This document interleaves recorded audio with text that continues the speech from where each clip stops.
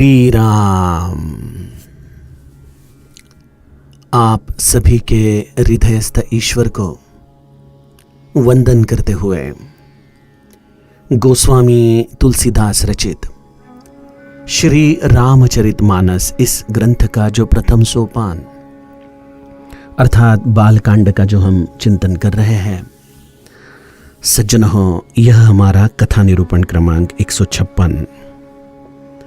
आर्थिक वर्ष की अखेर और इसलिए कार्य की व्यस्तता के कारण कुछ दिन का कथा विश्राम रखना पड़ा। उसके पश्चात पुनश्च एक बार गुरु कृपा से हम कथा चिंतन को आज शुरुआत करने जा रहे हैं। हम महादेव और माता पार्वती का कैलाश स्थित यह संवाद समझने की कोशिश कर रहे हैं, जहां महादेव जी माता पार्वती को प्रभु रामचंद्र का यह स्वरूप क्या है, इसका कथन अद्वैत सूत्रों के द्वारा हमें समझाने की कोशिश कर रहे हैं। सज्जनों, भगवान प्रभु रामचंद्र की सगुण कथा मन को रंजन देने वाली है और प्रभु रामचंद्र का यह स्वरूप दर्शन ज्ञानियों के हृदय को समाधान देने वाला है। और जो संत हृदय होता है उसे प्रभु रामचंद्र का सगुण और निर्गुण इन दोनों स्वरूपों का बखान परम आनंद देता है। सामान्य जीव के लिए शायद प्रभु रामचंद्र का अद्वैत रूप समझना थोड़ा कठिन है, लेकिन जिसके हृदय में भाव है, भक्ति है, जो बड़े विश्वास के साथ प्रभु रामचंद्र की यह कथा सुन रहा है, वह शायद इन निर्गुण निराकार सूत्रों को व्यक्त न कर पाए, लेकिन उसके अंतःकरण में उसकी अनुभूति गुरु कृपा से जरूर होती है। आइए ऐसे प्रभु रामचंद्र का निर्गुण निराकार स्वरूप का हम गायन करें। निज भ्रम नहीं समुझहि अज्ञानी, प्रभु पर मोह धरहि जड़ प्राणी। जथा गगन घन पटल निहारी, झांपे भानु कहि कुबिचारी। चितव जो लोचन अंगुली लाए, प्रगट जुगल ससी तेहि के भाए। उमा राम विषयिक समोहा, नभतम धूम धूरी जिमि सोहा। विषय करन सुर जीव समेता, सकल एकते एक सचेता। सब कर परम प्रकाशक जोई, राम अनादि अवधपति सोई। जगत प्रकाश्य प्रकाशक रामु, मायाधीश ज्ञान गुण धामु। जासु सत्यता ते जड़ माया, भास सत्यैव मोह सहाया। रजत सीप महु भास जिमि, जथा भानु कर बारी। जदपि मृषा तिहु काल सोई, भ्रमन सकई कोटारी। सियावर रामचंद्र प्रिय हो।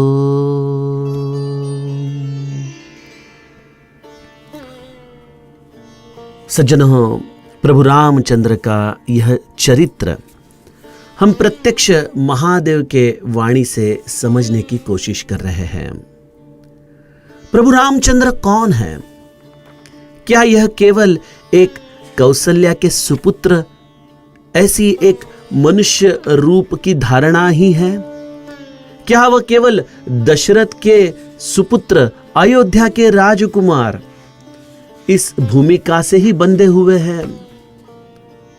प्रभु रामचंद्र का रूप समझना यह प्रत्यक्ष भरद्वाज मुनि जैसे तपस्वी को भी हैरान कर रहा है, और इसलिए उन्होंने याज्ञवल्क्य जी के चरण पकड़ के उन्होंने अत्यंत प्रेम से उन्हें एक विनती की थी कि प्रभु राम कवन प्रभु पूछहु तोई, कहिए बुझाई कृपा निधि मोही। हे प्रभु, राम कौन है, इसका आप मुझे वर्णन करके समझाइए। सज्जनों, प्रभु रामचंद्र को अगर हमने समझ लिया कि हमने उसे जान लिया है, तो हमने उसे कतई नहीं जाना है, क्योंकि प्रत्यक्ष महादेव आगे जाके हमें कहते हैं कि राम अतर्क्य बुद्धि मन बानी, मत हमार अस सुनहि सयानी। प्रभु रामचंद्र मन बुद्धि को अतर्क्य है, जीव उन्हें अपने बुद्धि के द्वारा नहीं समझ सकता। इसके कारण दो अवस्थाएं होती है। हम जब प्रभु रामचंद्र को समझ नहीं पाते, तो जो श्रद्धालु है, जो उनका आश्रित है, वह कहता है वह जैसे हो वैसे है, मैं तो उनके चरणों का दास हूं, मैं उन्हें शरण आया हूं, मैं उन्हें जानना नहीं चाहता, बस मैं अपने आप को उन्हें समर्पित करना चाहता हूं। यह अवस्था परमार्थ के लिए बड़ी अनुकूल है। अगर जीव इस प्रभु रामचंद्र के रूप को जानने में जब असमर्थता जान लेता है और उन्हें शरण जाता है, तो प्रभु रामचंद्र उस पर कृपा करके अपने स्वरूप में उसे समा लेते हैं।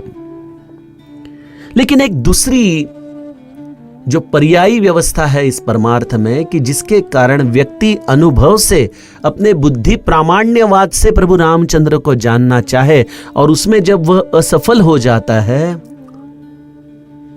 तो वह बिल्कुल नास्तिकता का मार्ग स्वीकारते हुए कहता है कि प्रभु रामचंद्र नाम की कोई सत्ता, कोई तत्व इस ब्रह्मांड में मौजूद ही नहीं है।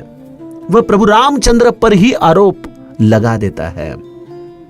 हमने देखा ना, कई सालों पहले जब इस राम सेतु के लिए कोर्ट में बिल्कुल सरकार की तरफ से दलीलें रखी गई, तो उसमें एक दलील ऐसी पेश की गई कि राम यह कवि कल्पना है, राम सेतु यह भी एक कल्पना से बंधा हुआ सेतु है, ऐसी कोई वास्तविकता है ही नहीं। हमने देखा अयोध्या के राम मंदिर की स्थापना अब जो होने जा रही है, उसके लिए कितने लोगों ने संघर्ष किया। कोर्ट में हर चीजों का सबूत देना पड़ता है। आज प्रभु रामचंद्र के इस देह अवतार को समाप्त हुए कई अनंत साल हो चुके हैं। ऐसे वक्त प्रभु राम के जन्म की भूमि सबूतों के साथ सिद्ध करना, यह कितनी बड़ी कानून के दायरे में हमारे संत मुनियों को परिश्रम करने का एक बहुत बड़ा कारण बन चुकी थी। ऐसे प्रभु रामचंद्र को हम बुद्धि से नहीं जान सकते, मन से नहीं जान सकते। इसलिए गोस्वामी जी हमें इस नास्तिकता के द्वारा जो जीव प्रभु रामचंद्र की निर्भत्सना करता है, उनके ऊपर गोस्वामी जी उनके अंतःकरण की अवस्था हमें समझाते हुए कहते हैं कि निज भ्रम नहीं समुझहि अज्ञानी, प्रभु पर मोह धरहि जड़ प्राणी। अज्ञानी व्यक्ति अपने स्वयं के भ्रम को तो नहीं जानता, और अपने भ्रम को समाप्त करने के बजाय वह प्रभु रामचंद्र पर ही अज्ञान का आरोप कर देता है। प्रभु पर मोह धरहि जड़ प्राणी। जब हम अपने आप को समझने लगेंगे, तो मुझे ऐसा लगता है कि वही क्षण होता है जब हम प्रभु रामचंद्र को सन्मुख होने लगते हैं। लेकिन हमारी अवस्था क्या है?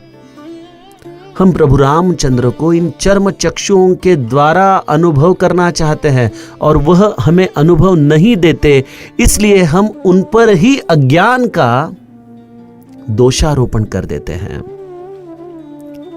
साधन, नामस्मरण, ध्यान, इन सभी का अंततोगत्वा एक ही अर्थ है, अपने आप को जानना, अपने आप को समझना, अपने हृदयस्थ ईश्वर तक पहुंचने के लिए अंतर्मुख होकर अपने आप की खोज करना।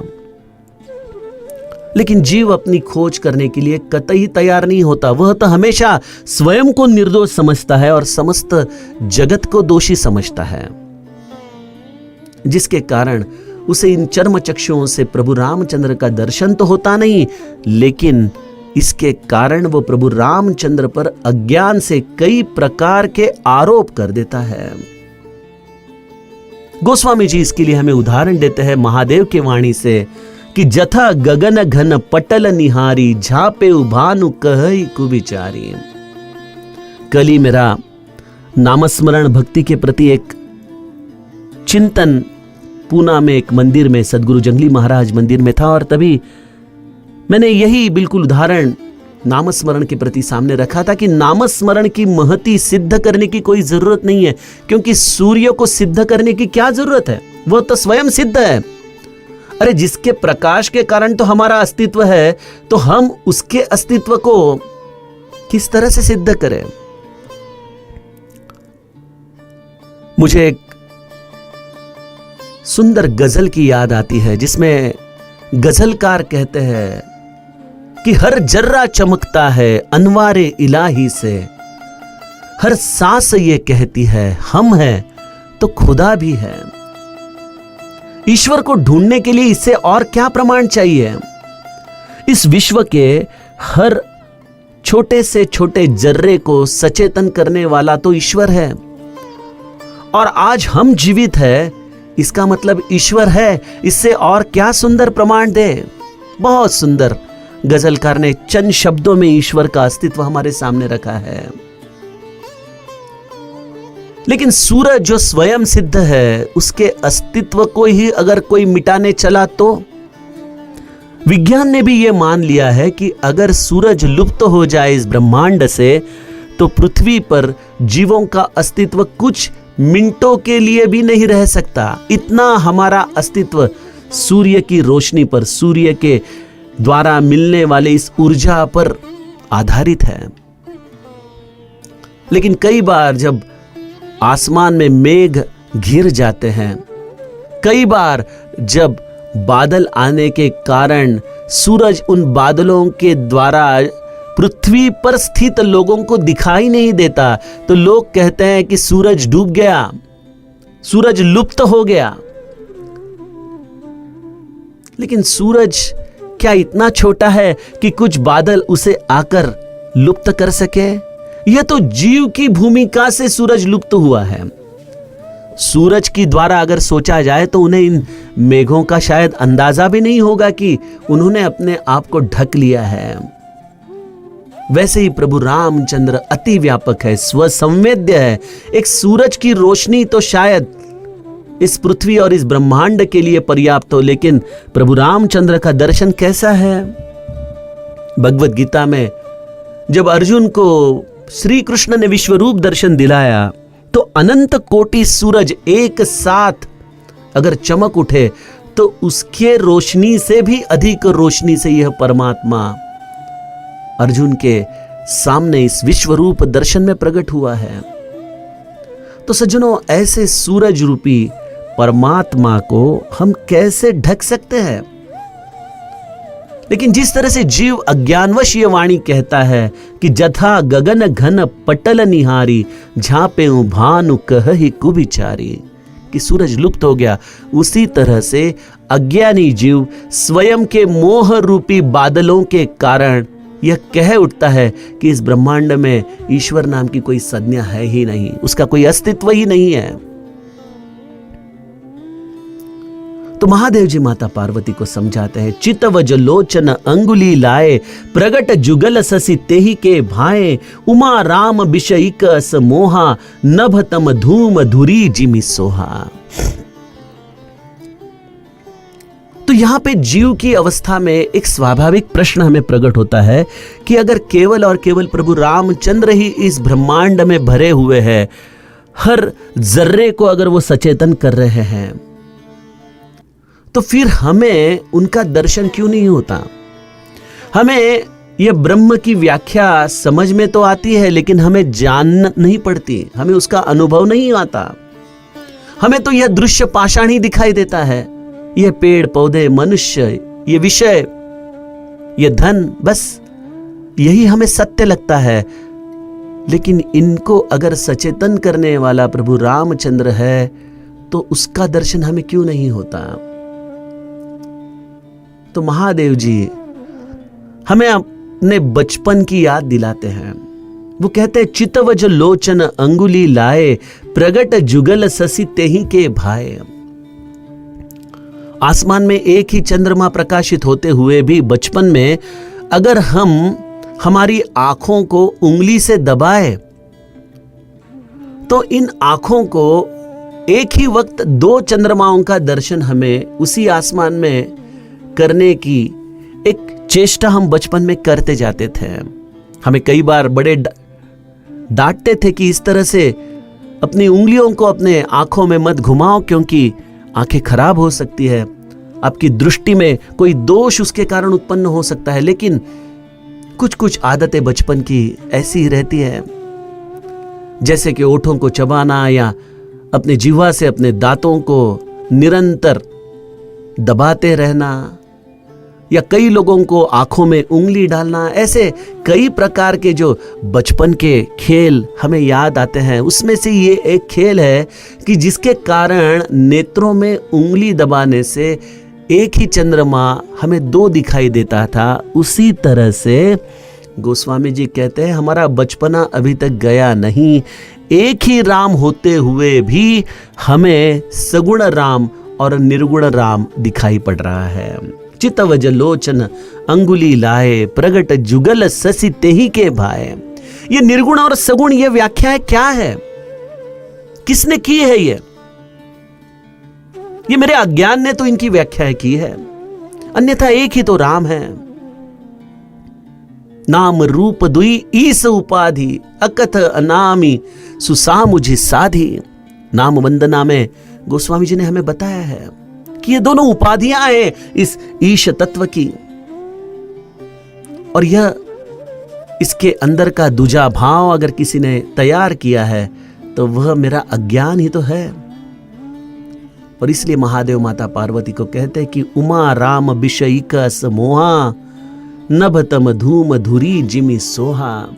हे पार्वती, इसी तरह से एक ही एक मेरे राम को जीव ने अज्ञानवश सगुण और निर्गुण इन संज्ञाओं के साथ बांध दिया है।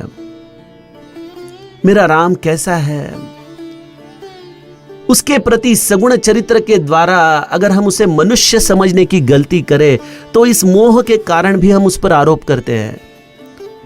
हम देखते हैं ना, आज की समाज में स्त्री पुरुष समानता के दौर में कई बार डिस्क्रिमिनेशन इस शब्द के अंतर्गत हम कहते हैं कि राम ने अंतिमतः पुरुष अधिकार ही जतन किया, उसने सीता जी को वनवास में भेजा, उनकी अग्नि परीक्षा ली।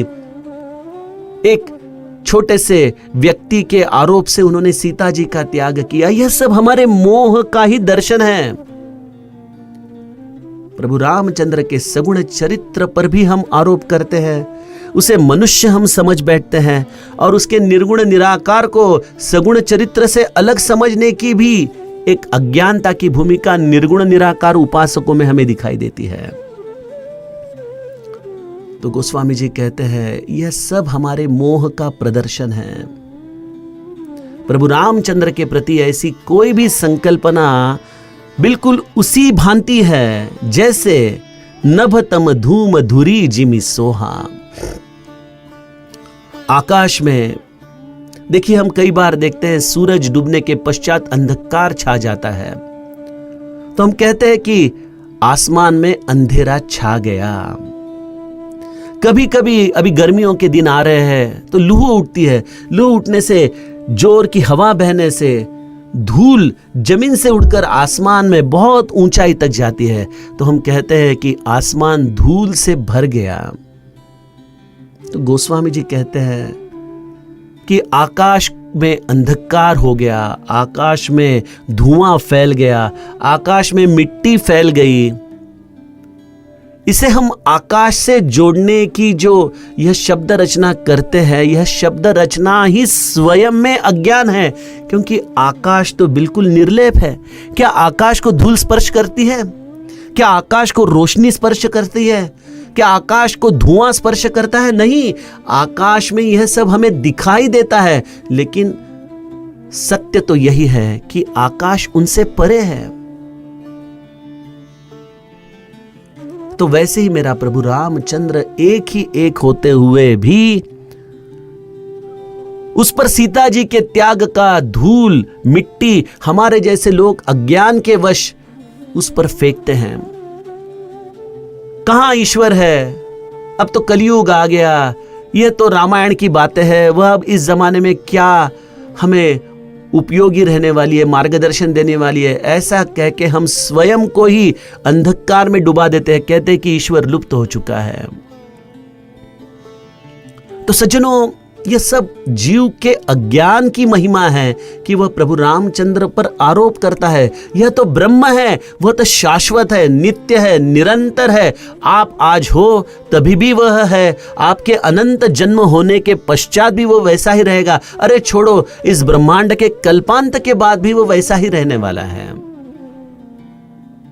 ऐसे प्रभु रामचंद्र के तत्व को हम काल के साथ बांध देते हैं और हमें लगता है कि हम ही सत्य है, हमारा ही अनुभव सत्य है। सज्जनों, इसमें एक भूल न कर बैठना, क्योंकि जब गोस्वामी जी हमें प्रभु रामचंद्र और आकाश की तुलना कहकर यह समझाने की कोशिश कर रहे हैं कि आकाश तो इन सबसे परे है, तो इसका मतलब आकाश और प्रभु रामचंद्र क्या एक ही है? समर्थ दासबोध में इसकी बहुत सुंदर तुलना करते हैं आकाश की और ब्रह्म की। कहते हैं कि ब्रह्म भी आकाश की तरह व्यापक है, ब्रह्म भी आकाश की तरह सूक्ष्म है, ब्रह्म भी आकाश की तरह अस्पर्शित है। यह सब ठीक है, लेकिन आकाश पंच महाभौतिक तत्व है। आकाश को हम अलग से देख सकते हैं, ब्रह्म पंच महाभौतिक तत्व नहीं, ब्रह्म को हम अलग से अनुभव नहीं कर सकते। इसलिए आकाश और ब्रह्म एक नहीं हो सकते। आकाश की तरफ देखना यह शून्यत्व का दर्शन है, तो शून्यत्व ही जड़ है, जड़ का मतलब ही अज्ञान है, और ब्रह्म सच्चिदानंद स्वरूप है, ब्रह्म ज्ञान स्वरूप है। इसलिए आकाश और ब्रह्म अलग अलग है। ये तत्वों को हमें ठीक से समझना चाहिए, अन्यथा हम भी उन्हीं व्यक्तियों में से हो जाएंगे जो आकाश पर प्रभु रामचंद्र समझने के साथ एक अज्ञान की भूमिका से उन्हें एकदेशीय करने का पातक कर बैठे हैं। महादेव कहते हैं, विषय करन सुर जीव समेता, सकल एकते एक सचेता, सब कर परम प्रकाशक जोई, राम अनादि अवधपति सोई।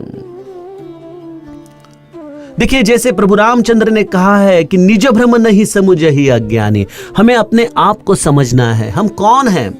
कौन है हम? जिस शरीर को मैं अपना स्वयं का समझ रहा हूं, क्या कभी हमने अपने शरीर का डिसेक्शन किया है? पारमार्थिक डिसेक्शन, जिससे हमें समझ में आए कि इस शब्द के, रस के, स्पर्श के, गंध के, इस रसना के, यह केवल इंद्रियों से बना हुआ यह शरीर है। इन पंचेंद्रियों के द्वारा हम अपने आत्मा को भोजन देने की, इन विषयों के भोजन की एक प्रकार से आहुति दे रहे। वैसे तो आत्मा को इनकी जरूरत नहीं, लेकिन जीव अपने वासना के वश इन इंद्रियों के द्वारा इन विषयों का सेवन कर रहा है। तो प्रश्न यहां पर आता है कि इन विषयों का ग्रहण करने वाले इन पंचेंद्रियों का स्वामी कौन है?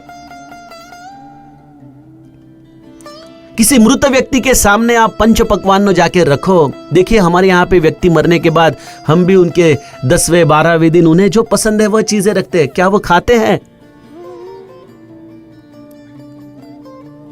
जिस व्यक्ति के शरीर से चेतना निकल जाए वह विषयों का सेवन नहीं कर सकता। तो इसका मतलब है कि यह विषय के इंद्रिय देवता कोई और ही है, और इन इंद्रिय देवताओं को चेतना देने वाला और इन इंद्रियों के द्वारा जो विषय अंदर आ रहे हैं उसका सेवन करने वाला जीवात्मा, उसका कोई स्वामी और ही है। विष्णु सहस्त्रनाम में हम कहते हैं ना, अन्नम अन्नम देवता च, अन्न देने वाला भी वही है और अन्न का रस ग्रहण करने वाला भी वही है। यह शरीर तो केवल इस ईश्वर ने इस विषय रस का एक माध्यम बनाकर वह स्वयं ही इन विषयों का जीवात्मा बनकर रस ग्रहण कर रहा है, और इस जीवात्मा का अधिष्ठान है एक चेतना जो स्वयं प्रकाशक है। जिस तरह से सूरज की रोशनी पानी की बाफ बनाता है, इस बाफ के द्वारा मेघ आकाश में आते हैं और उनसे द्वारा पुनश्च पानी पृथ्वी पर गिरता है, जिससे सुंदर खेत फलते हैं, जिसके कारण कई जीव अपनी क्षुधा तृप्ति कर सकते हैं। मुझे बताइए, यह सब जिस सूरज की रोशनी के कारण होता है, क्या इनमें से किसी चीज को सूरज की रोशनी स्वयं ग्रहण करता है? नहीं।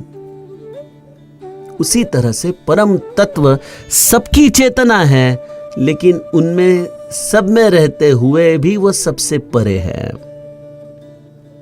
इसलिए गोस्वामी जी ने प्रभु रामचंद्र के रूप को समझाते वक्त कहा है, सब कर परम प्रकाशक जोई। वो परम प्रकाशक है जिसके द्वारा ही सब कुछ जाना जा सकता है, जिसके द्वारा ही इस शरीर में विषय अपना अपना कार्य कर सकते हैं। राम अनादि अवधपति सोई, वही अनादि ब्रह्म अयोध्या नरेश सगुण साकार होके प्रभु रामचंद्र के रूप में आज हमारे सामने खड़े हैं। बस वही स्वयं प्रकाश सूर्य। इसलिए प्रभु रामचंद्र को मनुष्य समझना, पंच महाभूतिक शरीर समझना, उनके चरित्र में त्रिगुणों के द्वारा उनकी भावनाओं को आरोपित करने का अज्ञान, यही हमारे जीव की बड़ी भूल है। इसके लिए जीव कभी भी प्रभु रामचंद्र को समझ नहीं पाता। जैसे पानी की बाफ कभी ये नहीं समझ सकती कि इस बाफ का जो मालिक है वह तो आसमान में कई अनंत दूरी पर खड़ा हुआ सूर्य है, वैसे ही जीव के प्रत्येक चेतना का स्वामी है प्रभु रामचंद्र, और निरंतर जीव इन विषयों का सेवन करते वक्त उसे ही भूल जाता है। यही बड़ा दुर्भाग्य है, और इसके लिए जीव सब कृतियों का श्रेय स्वयं पर ले लेता है कि मैंने ये किया, मैंने वो किया, जबकि जीव कुछ भी करने के लिए क्षमता नहीं रखता। अन्यथा एक प्रेत भी तो कार्य कर सकता है क्या नहीं? लेकिन वो नहीं कर सकता, क्योंकि प्रभु रामचंद्र की इच्छा है तब तक इस जीवात्मा का वास इस शरीर में है।